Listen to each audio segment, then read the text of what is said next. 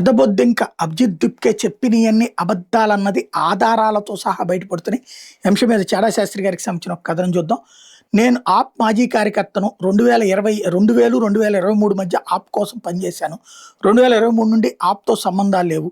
నేను యుఎస్ బోస్టన్లో ఉండేవాడిని. బోస్టన్ యూనివర్సిటీలో 2024-25 సంవత్సరాలు ఎంఎస్ చేశాను.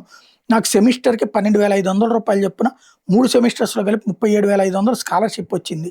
చూడబోతే పైన చెప్పినవన్నీ అబద్ధాలు అని ఎక్స్లో విజయ్ తరుణ్ అనేవాళ్ళు రుజువులు పెట్టి దీప్కేని ప్రశ్నిస్తున్నారు.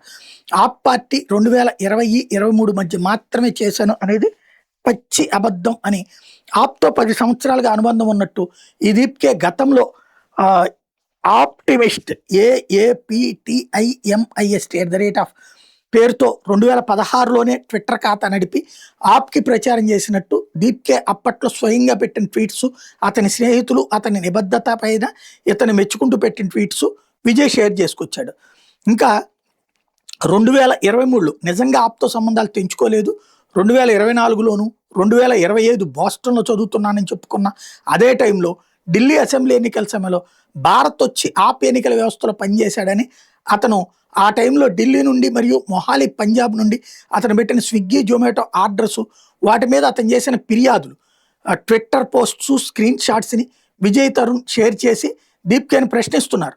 బోస్టన్ ఉండేవాడిని అని చెప్పుకున్న సోనియా కుటుంబ ఫ్రెండ్ సామ్ పిట్రోడా ఉన్న ఇల్లినాయిస్ దగ్గరలో కొన్ని నెలలు ఉన్నట్టు దీప్కే ఆ ప్రాంతాల్లో గల రెస్టారెంట్లు రివ్యూలు స్క్రీన్ షాట్స్ షేర్ చేస్తూ బోస్టన్ ఎక్కడో బాగా దూరంగా ఉన్న ఆ ప్రాంతంలో ఎందుకు అన్ని నెలలు ఉన్నాడు అన్నది వీళ్ళు ప్రశ్నిస్తున్నారు.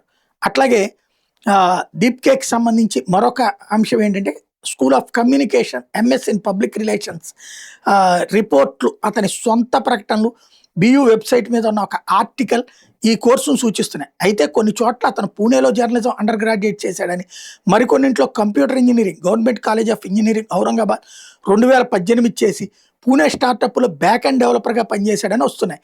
ఒక ఇండియా టుడే రిపోర్ట్లో పార్టీ స్కూల్ ఆఫ్ గ్లోబల్ స్టడీస్లో ఇంటర్నేషనల్ రిలేషన్స్ కూడా ప్రస్తావనకు వచ్చింది. ఈ తేడాలు వివిధ రిపోర్ట్లు ఎందుకు కనిపిస్తున్నాయని వీళ్ళు ప్రశ్నిస్తున్నారు. బోస్టన్లో 3 సెమిస్టర్ క్లాసులు అవుతున్న సమయంలో భారత్లో ఆప్ ఎన్నికల ప్రచారం ఎందుకున్నాడు, అన్ని నెలలు వెళ్లకుండా ఎంఎస్ పూర్తి చేశాడా అని ప్రశ్నిస్తున్నారు. దీప్కే తండ్రి Bhagwan Das Dipke MIDC retired junior engineer. నెలకు సుమారు 60,000 నుంచి 65,000 ఆదాయం ఉండగా ఎంతో ఖరీదైన బోస్టన్ చదువు ఎలా పూర్తి చేశాడు? సెమిస్టర్కి అక్కడ ఫీజు ప్లస్ నివాస ఖర్చులు $48,000 అంటే $1,44,000 ఉంటే 3 సెమిస్టర్స్ కేవలం $37,500 స్కాలర్షిప్ ఎలా సరిపోయింది? మిగతా భారీ ఖర్చు ఎలా భరించారన్నటువంటిది ప్రశ్నించారు.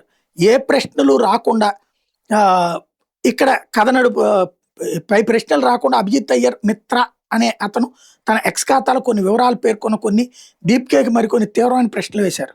ఇవన్నీ కూడా మళ్ళీ మిగతా కూడా చెప్పుకొస్తానంటున్నారు.